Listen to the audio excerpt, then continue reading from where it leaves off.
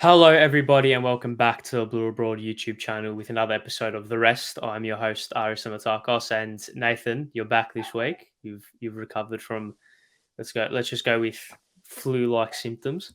Last week you've recovered, you're back. Okay, how's everything? Well, yeah, look, wasn't a great week for me last week, and just said to you, would have been able to talk, but if you wanted to hear a bunch of sniffing into the microphone for the whole of the episode, probably wasn't best for the viewers. Yeah, probably correct call, but you're back. You're Mm. you're you're fit and healthy once again. Back in the ones this week, so we'll see how you go. Might get dropped next week. Who knows? Maybe I'll get dropped. Maybe we'll be maybe we'll be you and Terry next week. We'll have to tune in and see. But let's just go. Let's just start. Let's cut all the bullshit. Let's just start and let's go with the game of the round to start off our conversation.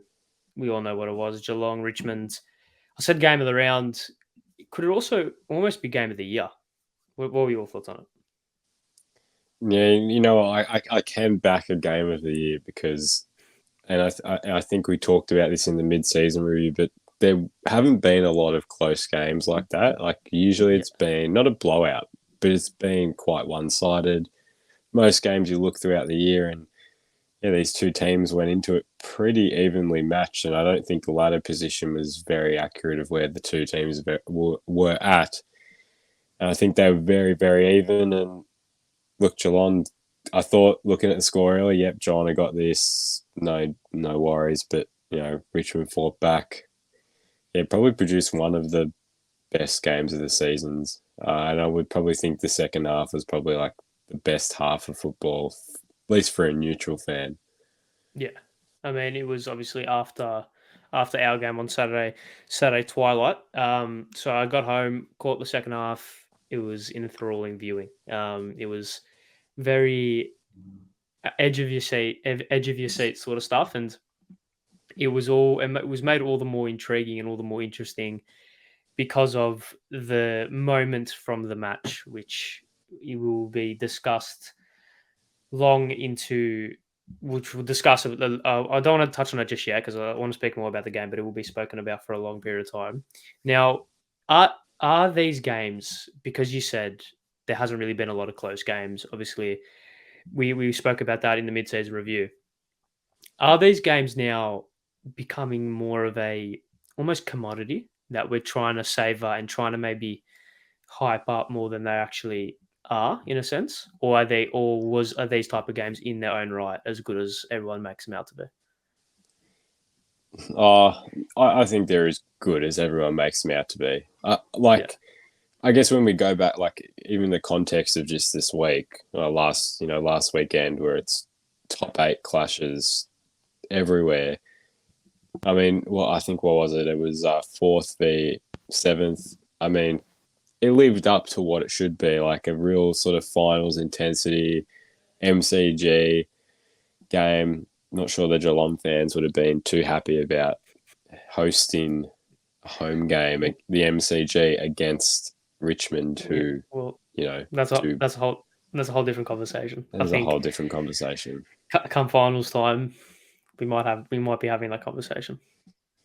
Well, they did play them there, I think 2019, a couple of years ago anyway. And I don't know why it just changes like that, but Yeah, it's all, I feel like that would be quite a bit of a loss of a home game for the Cats supporters.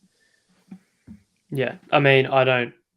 I mean, it's probably a conversation for a different day. And like I said, come finals time, considering where Geelong are placed, and with teams like Carlton, Collingwood, potentially even the Western Bulldogs or Richmond as well, with a potential elimination final shaping up, should it fall either way, or even a home semi final for Geelong, it will be interesting to see. And of course, they did have that home semi final against Fremantle, maybe 2013 or around about that time.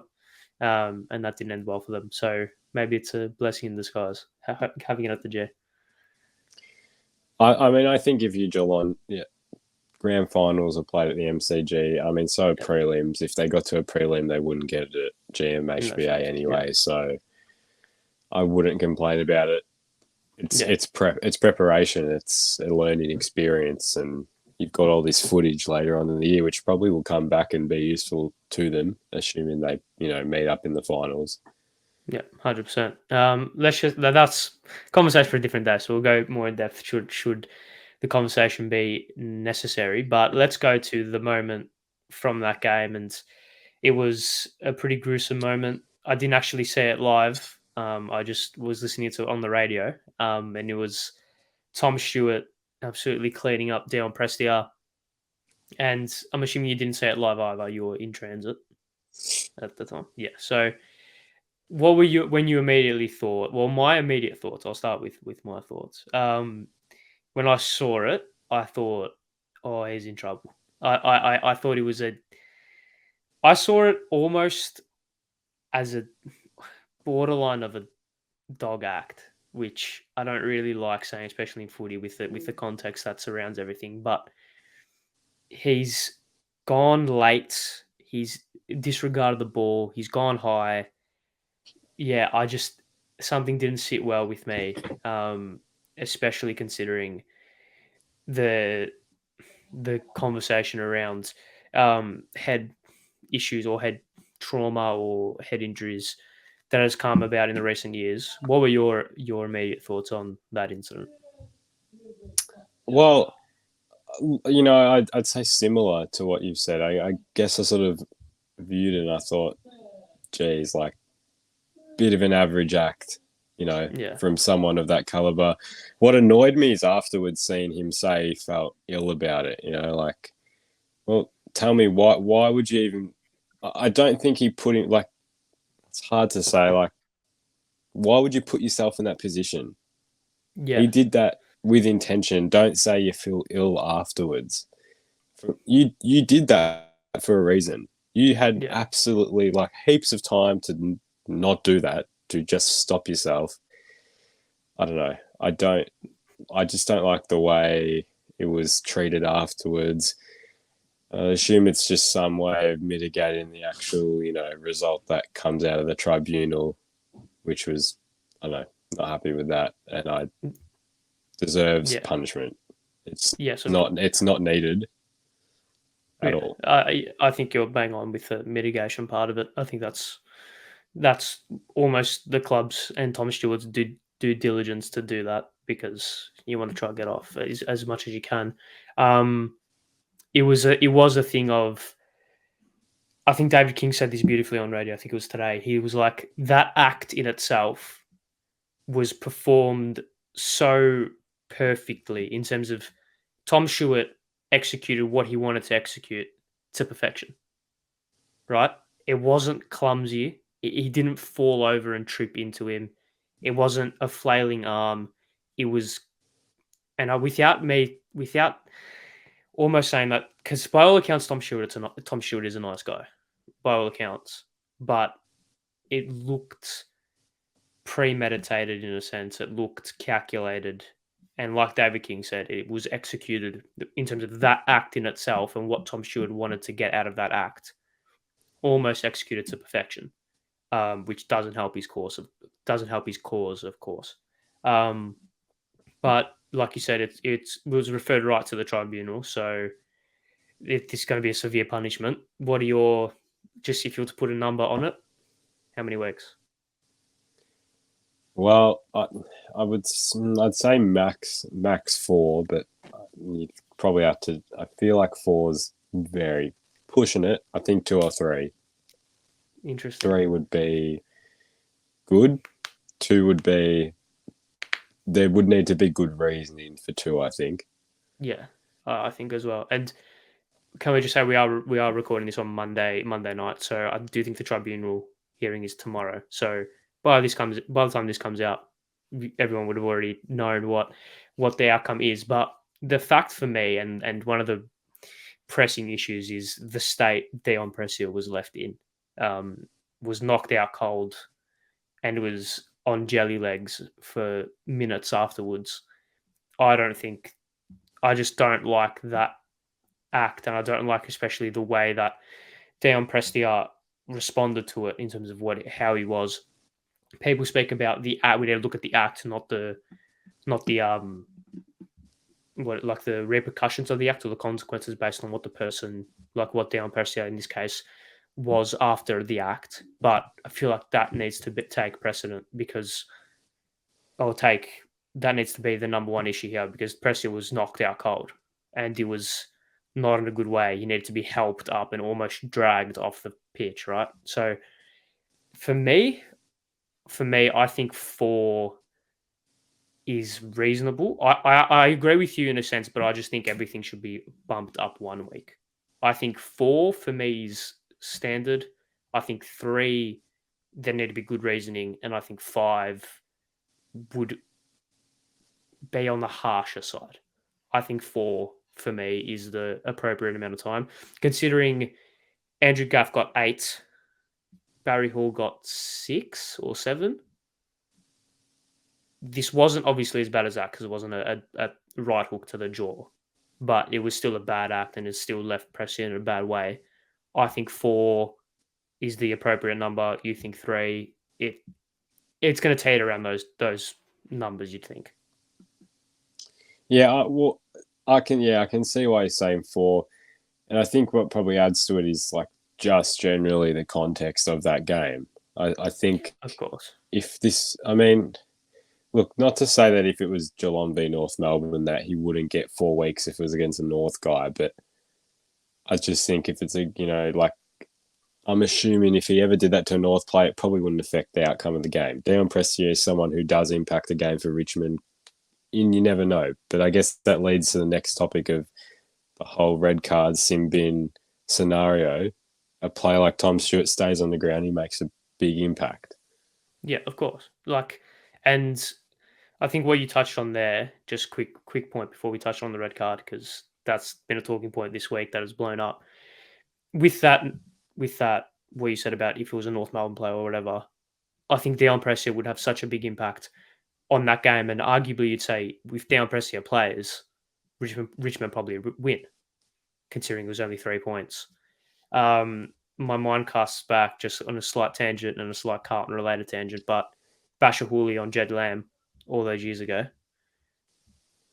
Only 2 weeks, and I would dread to say if that act happened on a player that was higher, like a higher standing player, there would have been more repercussions for that. But I feel like that's just a slight example of how the person being hit could affect the outcome. But let's go to the debate about the red card. Now, I'm still ebbing and flowing on this. I still don't really know the best course of action in terms of should this be implemented or not. What are your thoughts? Well, yeah, it is. It's quite a difficult concept because do you make it similar to soccer where a red card means you're down a player, no one can come on to replace that player. You're simply just down one of the starting whatever. And I just don't think the AFL will. They will never implement it. I think purely because the game is 120 minutes of pretty demanding. It's pretty demanding. I don't think they'll want to disadvantage teams by taking off a whole player because then it comes again if you need the medical sub, you sort of lost another player, and you sort of screwing over a team in a sense. I think it's really hard. It's really hard to think about it because, it's never been really a massive talking point. It sort of gets thrown around, but I don't know. I think a sin bin type scenario, and I honestly don't know how the sin bin works in the NRL, but I'm pretty sure they go off for a certain amount of time. But I think a time limit of being sent off would be more appropriate than the whole game. Because, it can depend on whether a player gets up and plays again. So it's a lot of variables to, talk about. And yeah, that's the thing, right? Because let's just say, and before I mention this, I feel like this red card discussion only gets brought up when these type of incidents happen. I'm assuming it would have been brought up when Barry Hall had his incident. I can't quite remember. I was too young. I'm almost certain it was brought up when Andrew Gaff hit Andy Brayshaw, right? So I feel like these is a little bit of a knee-jerk reaction in terms of, oh my God, this has happened. We need an immediate fix, when these type of incidents happened how many times, right? Like we said, I've just listed 3 that have happened in the past decade and a bit, right? So they're not exactly a common occurrence. However, should the red card be introduced? Put this into a scenario, right? Tom Stewart, this happens in the first quarter or early in the game. Let's just say Tom Stewart gets sent off for the rest of the game. They're down a player. They've got 21 instead of 22. Dion Prestia gets subbed off with a medical sub. Now it's 22 versus 21. For me, I just don't think you can do that. I mean, unless I mean, for me, the worst thing that they could do is make it 18 on 17. That is the worst thing they could do. Yeah. For me, I think that's ridiculous, and I really hope that that isn't even considered. But yeah, I just don't. How would it work? Like, do you have a vision of how it potentially could work? Because for me, I'm just stumped. Well, I wouldn't say the most fair way to go about it, but I think depending on how long the victim is off for, that player has to be off for that amount of time, and whether that be the whole game, that's the whole game. If it's 20 minutes, it's 20 minutes. And yeah, that's just in it. I guess it's hard because it could coincidentally be a direct opponent, or it could be 2 different. It could be a forward and defender. So, and just to interrupt, it could also be Patrick Cripps hitting like someone who's not as good as Patrick Cripps. It could be Patrick Cripps hitting Mark O'Connor, for example. Patrick Cripps is obviously much better than Mark O'Connor, so that could become a tactic. Like, if we can take Mark O'Connor off, they get rid of Patrick Cripps. That becomes a talking point. So I feel like there's loopholes in every which way you try and attempt to introduce it, in my opinion. No, I agree. It's one of those things. If it ever got introduced, people would complain regardless. I think the only fair way it could ever be introduced is through like AFL PA, like where the players decide that type of thing, or coaches, and even that's not the best. But I think from the people who actually play the game professionally, it's a very, very hard, talking point. It's a shame we have to talk about it. Yes, you know what I mean? Of course, because I would have loved to talk about this game for forever because it was brilliant. But this is the pressing story and the pressing issue, and people have said it could work kind of how the arc works in terms of the incident happens, then they go review it. Like, there's people upstairs with video can review it, and then obviously filter down to the umpires. I don't know. There's just so much arbitrary grey area in this for me, because people are saying, it only happened once or twice a year max, right? And people are saying it won't even happen that many times. I mean, like I said, Barry Hall, Andy Brayshaw are the only 2 massive incidents that probably warranted a red card, in my opinion. But when you introduce a rule, there's going to become so much grey area where this deserves it, then now this deserves it, and the level of impact needed to be given a red card is slowly diminished. I mean, heaven forbid, we're seeing this in football right now. Like 15 years ago, you could swipe someone's legs out and only get a yellow card. Now they're giving red cards left, right, and center with VAR and everything like that. It's creating a farce at times. So I feel like it would overcomplicate the game. I feel like it'd overcomplicate everything, and just make it even more unenjoyable to watch than what it already is. To be honest, because while this was a great game, the enjoyability of going to football games is decreasing. I think that's a unanimous consensus, right? This will just add to it, in my opinion. I don't see any way that this could happen and be a good thing. Well, look, the only way if you want to make up for not doing something like that, harsher penalties. It's pretty simple. I mean, Yeah. I don't know. I still think I know they've got that whole grading system, but if when players can appeal and all the early plays and everything that just helps them to basically make it seem less than what it was, that's what keeps it reoccurring because Yeah. players know they can get off it not easily, but they'll definitely know going into a tribunal there's not too much to be scared of apart from a Yeah. grading system. Yeah. So, I mean, just touching on that, if, like we said, we're filming this on Monday, so by the time this goes out, Tom Stewart's fate would have been decided. If he's given a six match suspension, what are your thoughts on it? Because that's two If less than than Andrew Gaff. well, I mean, I think it was less than the Brayshaw incident. I Yeah. Yeah. wouldn't So compare it to that, but if it meets that criteria that they've put out quite extensively and it's quite detailed, tells you exactly what you're looking for and what that will earn. You're not still confusing and probably still needs some refining. But if it meets the criteria for 6 weeks, when it's quite evident it does, I wish there was more presented as to why decisions are given out, then I would be fine with it. yeah.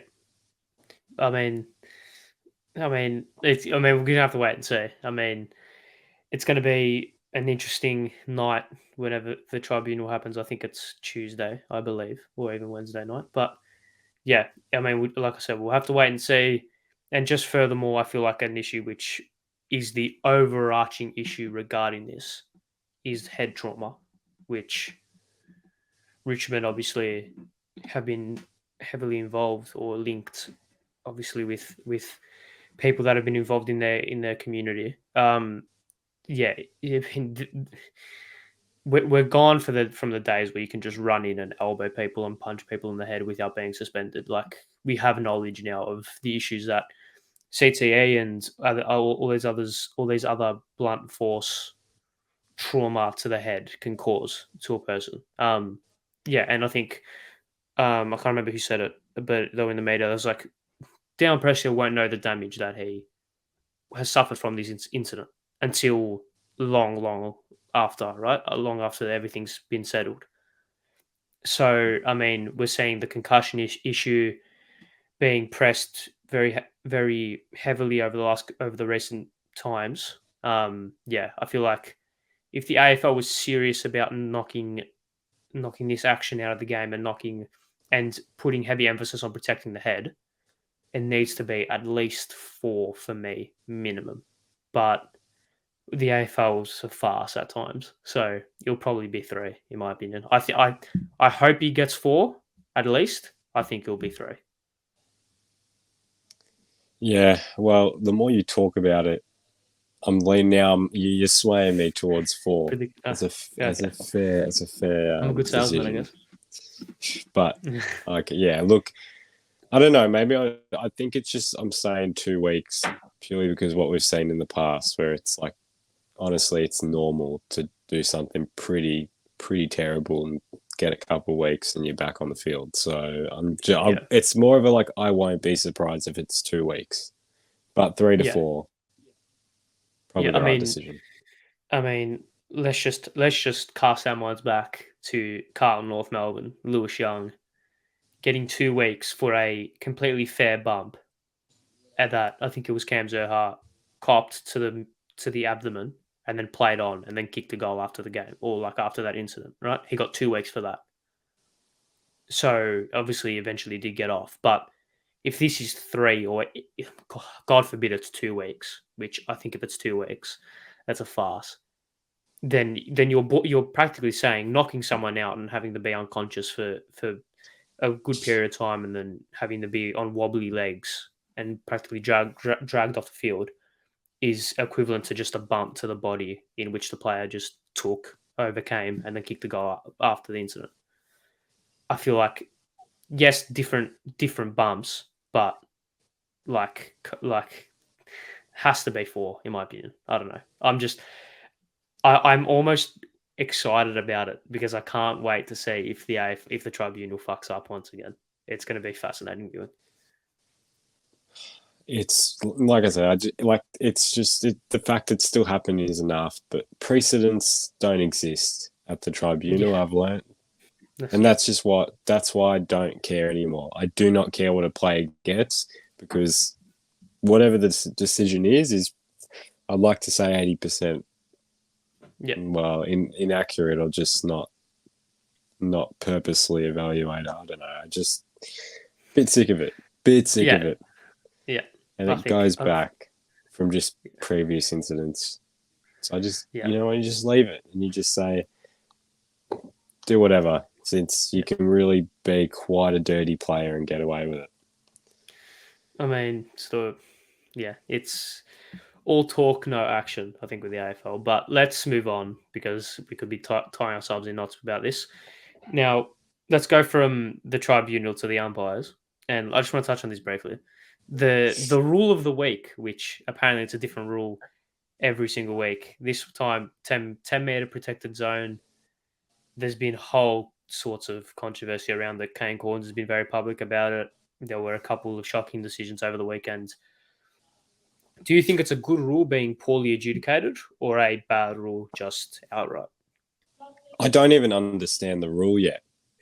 And that's probably says enough.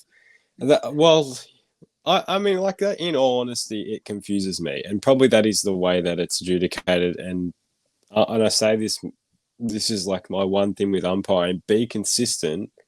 And I can accept that. But there's no consistency in the way they umpire this rule. And I'm just left confused. And so are 90% of the time, the commentators have no clue what's going on. And most of the fans at the stadium definitely have no clue because they don't have the umpire mic in their ear. So, no, I'd love to know. I'd love to know what players think of the rule if they're confused. I mean, it's not in my opinion, it's a stupid rule. In my opinion,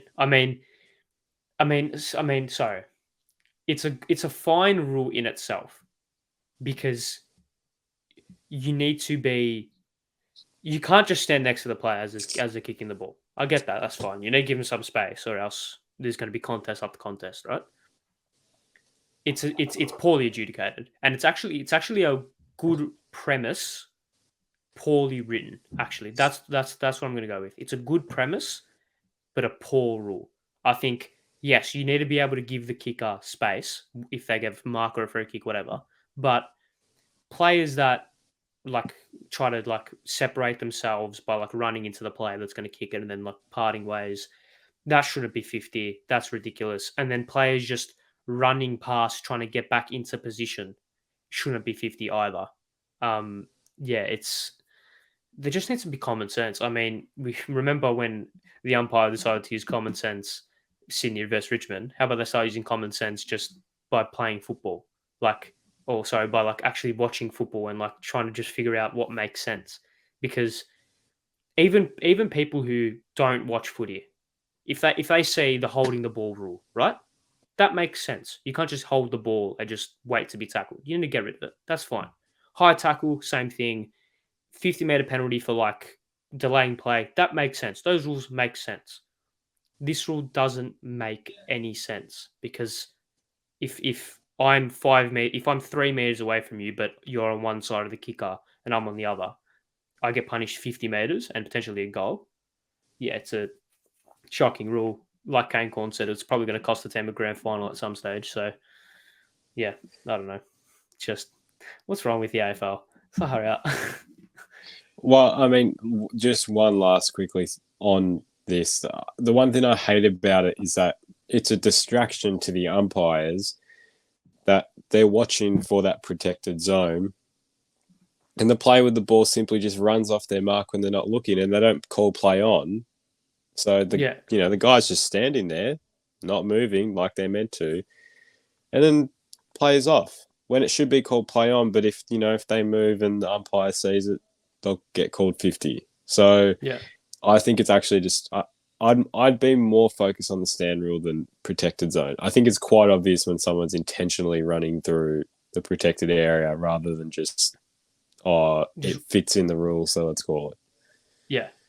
The umpires are adjudicating too much to the book, in my opinion. Which I just need some nuance and some common sense needs to be given. Like, yeah, I mean, like I said, we could talk about the tribunal for 10 years. We could talk about the umpires for 20. It's not going to, it's going to be a talking point every week, it seems. Pretty much. Yeah. So let's move on. And we've quite a long episode. So we'll speed a couple of things up. Let's actually, I mean, let's go to the actual footy before we move on. I'll follow the run sheet as it says. But the Saints and the Bombers, two sides who have comparatively underperformed to their preseason expectations. Two sides that had poor performances over the weekend. Two sides whose coaches rather are under the pump. Where are they at? Just quick summation of both those two sides. Where do you think they're at? St Kilda's an interesting one. I mean, my mum follows St Kilda, so I've watched them pretty intensely, like Carlton, through my whole life. So pretty much I've watched all St Kilda and all Carlton games, and it's weird when you think they're building up again. They just seem to let the pressure get to them, and I think the competition loves playing them purely because they know that there's always pressure on St Kilda rather than whoever they're playing. I think at the moment we look at coaching staff. Radden has been there for third year now. So third year is sort of where you're like, okay, results sort of really need to start appearing. And I guess it didn't help that he took him to a final in the first year because that set that precedent of, okay, finals football is the go every year. Last year, look, you can excuse a bad year. And this year I thought, okay, they bounced back, like they said. And I think watching every game they've played this year, they're just tactically not prepared for what opponents are going to throw at them. And this is a problem Radden had when he was at the Blues. There was never a plan B. It's like a really attacking brand, but when teams really start offensively punching them, they've got no way to rebound it, and teams will pile on goals. And I think until tactically they're aware of how to rebound teams' flows and get themselves on top for prolonged periods, I just think they're going to have the same struggles of not being able to really take it up to top teams for 4 quarters. And I think the Essendon game was an example of just expecting their brand would come out and win, and Essendon, I think they just wanted it more.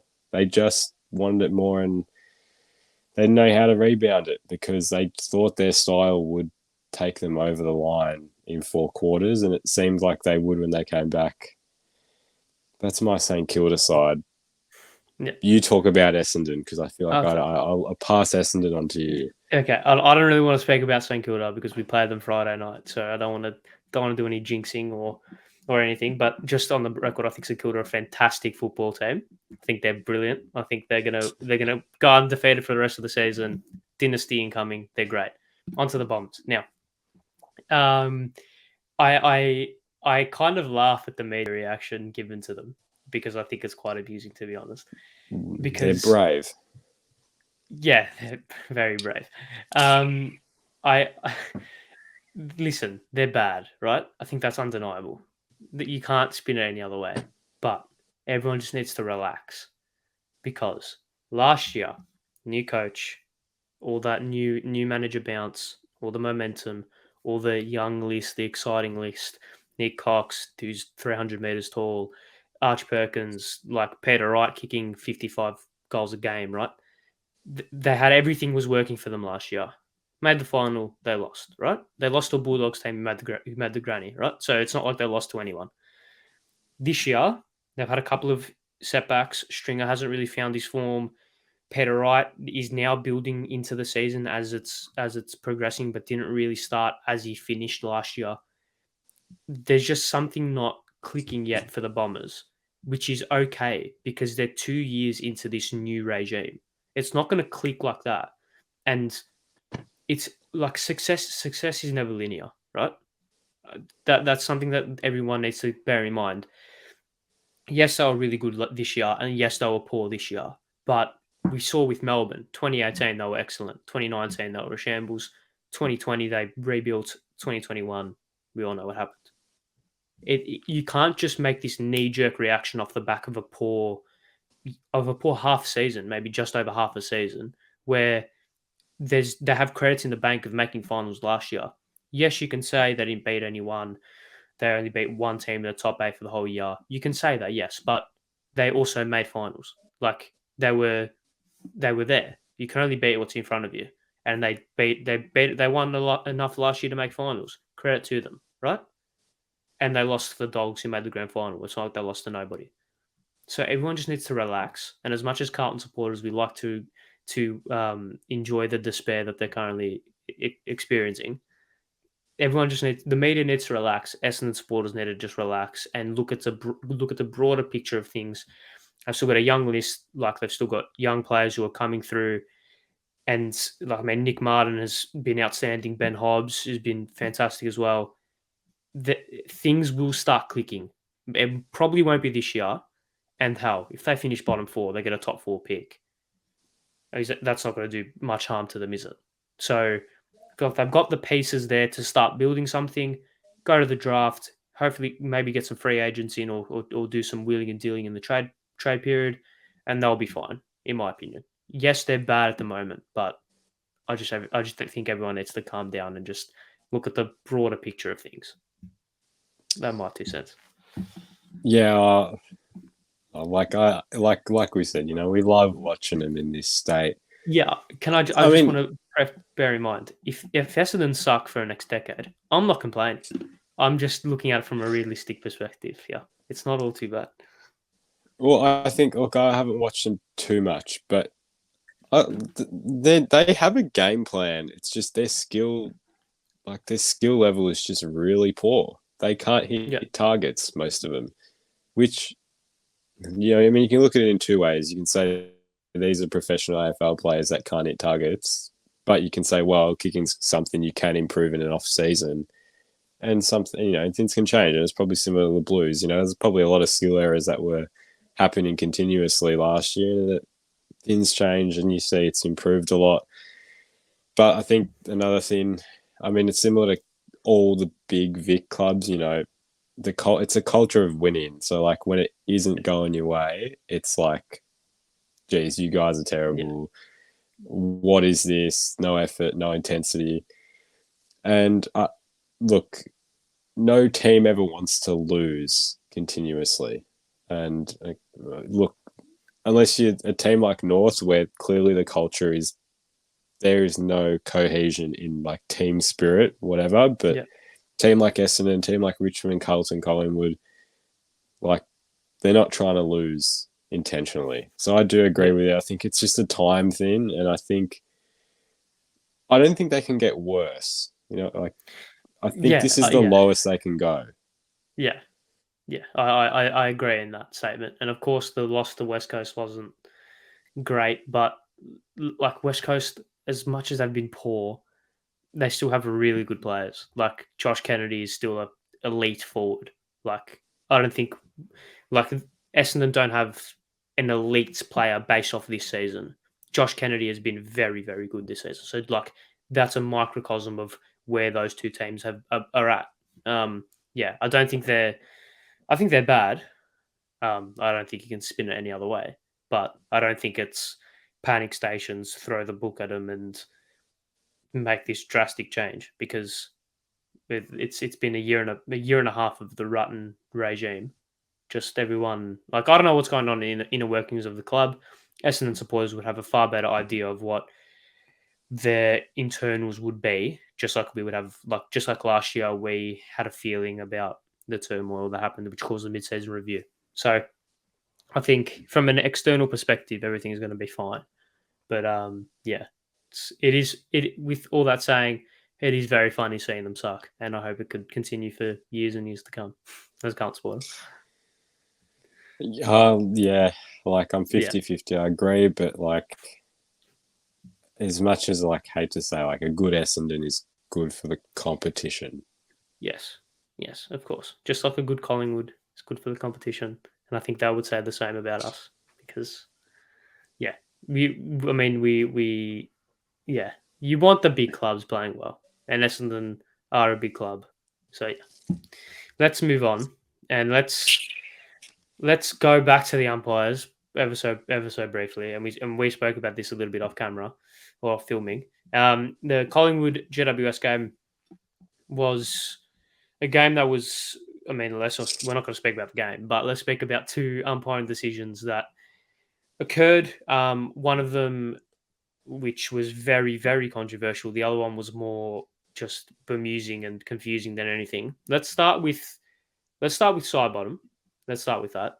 Now, for those who didn't see, side bottom got a 50-meter penalty, was kicking from the goal square, and started taking the 30 seconds as if he had marked the ball and was taking a shot from 50 out or whatever.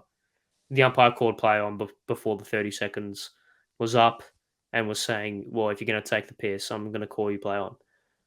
This confused me. Did it confuse you as well? Well, I can't say it was clear, so yeah, I would say it confused me definitely. Yeah. I understand why the umpire did it because he was directly in front, 15 out. Just kick the ball, right? Don't be an idiot. And I actually do think it says the umpire can call play on if they think the player is wasting time. So I think by the book, it's the correct decision. Would you agree? Look, yeah, it was the right decision in terms of just the context of the play itself, but why is the 30 seconds there if it's not going to be followed? I think it's there, and this is just me speculating, is because players can call for 30 seconds when they're 70 out and just pretend like they're having a shot. Do you know what I mean? In terms of like the umpire can use the discretion of whether the 30 seconds is needed. Like he was 15 out directly in front. Like just kick the ball. Like I get what he's doing. It's gamesmanship. I understand that. And if it was a Carlton player doing it, I'd want him to do it as well, considering the game state. But I don't mind the umpire calling this, to be honest. It's one of those that I think won't happen again, though. I think it's one of those really weird, like, just odd occurrences that really probably that umpire would have gone into the rooms and not copped the spray, but a bit of a like, don't do it again. Yeah. So let's move on to the other one. Darcy Moore. We spoke about this off recording and we disagree. Or at least we initially did. You think it was the correct decision. You think it was the incorrect decision. I think the umpire got it spot on. I'll start with my take. And I said this to you. I think Jake Riccardi, that play is incredibly clever from Jake Riccardi. And I've been not pleading for players to do this, but I was wondering when a player would start to do this, would start to just stop putting pressure and see what the opposition player would do in terms of if he would rush it over.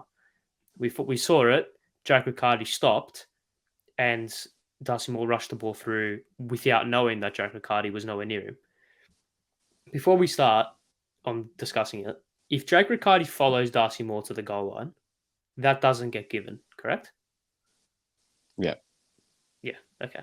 I think that's probably the overarching conversation which no one really is speaking about. But why do you think it was the incorrect decision, firstly? Look, I just think if you're a defender, you've seen a defender, you've seen the player right behind you. So you're going to assume they're going to stay right behind you. And obviously you can't keep looking back or else you'll get caught for holding the ball. So I just feel like I don't think there was any other choice for Moore in that situation when he's only looked back to see him once. So I think it was fair enough for him to assume that he was chasing after him. And yes, it was smart from Riccardi.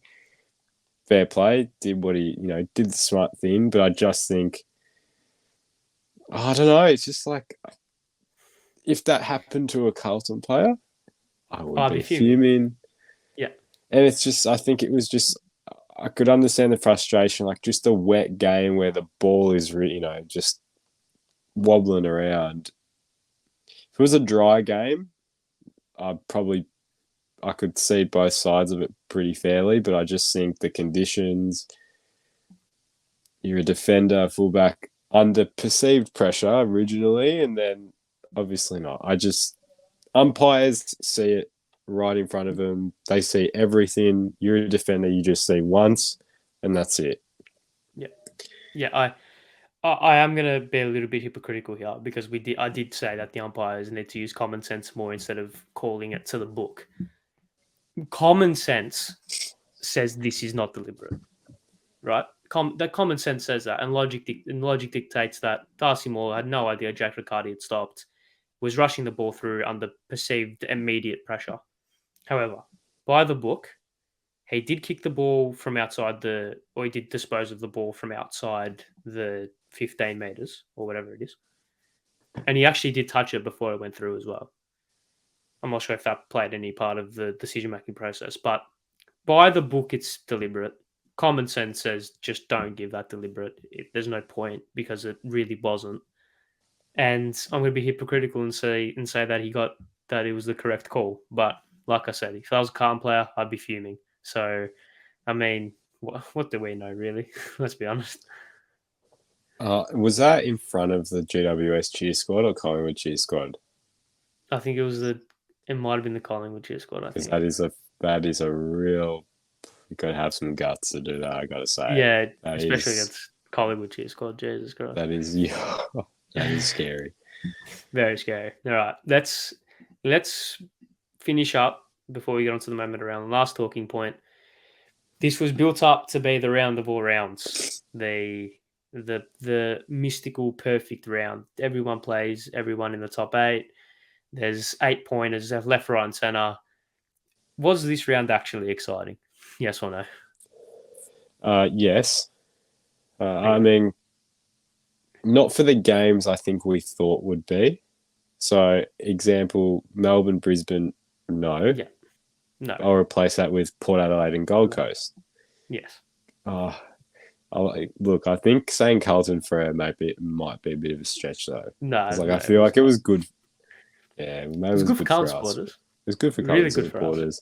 I've watched the replay 3 times. I don't know what everyone else has, but I mean, Geelong Richmond was, up there. Maybe not. Maybe not. Maybe the Carlton game probably made me think. Yeah. GWS Collingwood, late comeback. It made it interesting, but was it interesting rather than exciting? Yeah. Look, when I feel like every time we get these rounds that are like, wow, look at this matchup, it never ever delivers. It's like no. The most random rounds will deliver, as in 4th v 17th, and I'm waiting for. At least we got around like this. Yeah, at least the hype around it was pretty cool, and also not the repercussions, but the consequences of every result mattered. So every game mattered to some extent. Of course, GWS Collingwood. GWS's season is practically put to bed now. Collingwood in the race for top 8, well and surely. Carlton Frere, of course, top 4. Melbourne, Brisbane, Geelong, Richmond. All these games had genuine consequences for top 8, and then obviously Port Adelaide, Gold Coast did as well. So yeah, it was good. It was good to see the hype, and it's good to see that every game mattered to some extent. Except North versus Adelaide. That game, no one cares. Don't even. What's the point? What's the point? I don't think North players even cared about that game. I don't think they. I saw quarter time and I thought, geez, North are on here, but North are on. Guess, yeah. Okay. Wow. No, they weren't. They like Essendon, just not a good football team. Like Essendon. So let's finish up. Slightly longer episode, but let's finish up with the rest moment of the round. Now, there's 3 big-ish moments. Obviously, let's just go with the main one. I think all the big talking point. Obviously, Friday night was the Pride game, Sydney versus St Kilda. It's another Saturday night for that one. Saturday night. Yes, you are. Yes, you are correct. Obviously, it is a big. It's an important day, and it's like I said last week with Spud's game. Footy can teach a lot. Footy is very impactful in a lot of people's lives, and it can teach a lot. So, just teach it. Footy hopefully can teach everyone to just be nice to each other and just treat everyone equally. Obviously, like the fact that we're in 2022 and still have to say this, but regardless of your sexuality, regardless of whatever, just be nice to each other. Don't be a dickhead. Is it that simple? Can it be that simple? You'd think it would be, but yeah, unfortunately not. But it was good to see it. It's good to see the awareness or publicity around this game, which is desperately needed because, like I said, footy can teach a lot to a lot of people. So hopefully, it can spread the message to just be kind to each other, regardless of everything. And yeah, we need to be more accepting as a football community, I think.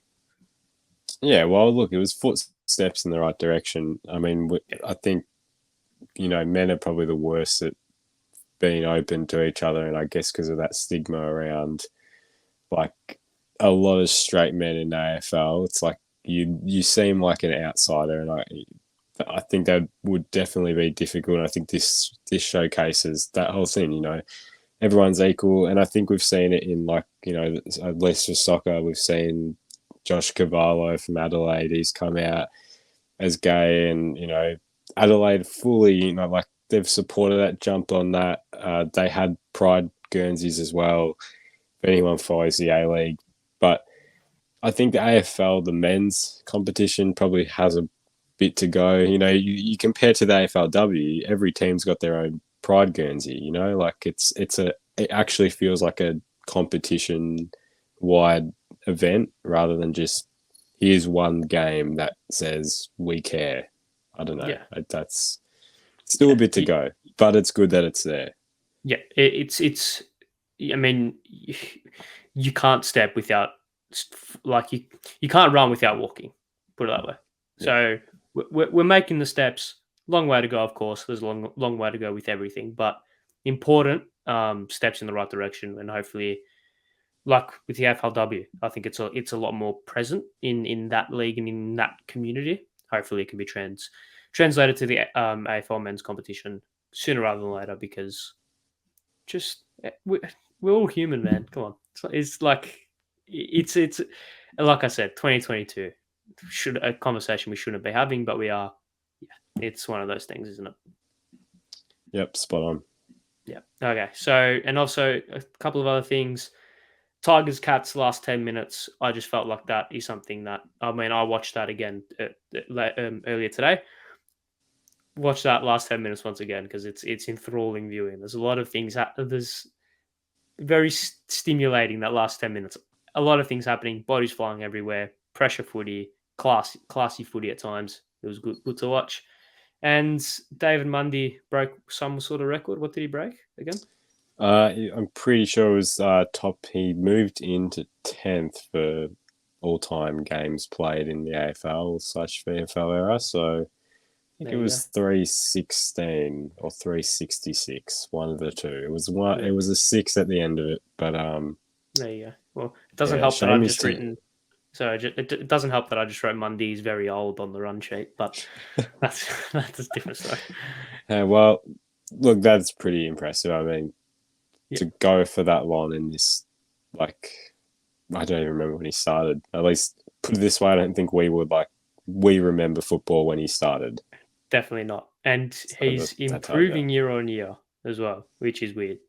I mean, last year he was freakish, and this year he hasn't regressed, put it that way. In his immaculate maturity, he has not taken a step back. So it's good to see.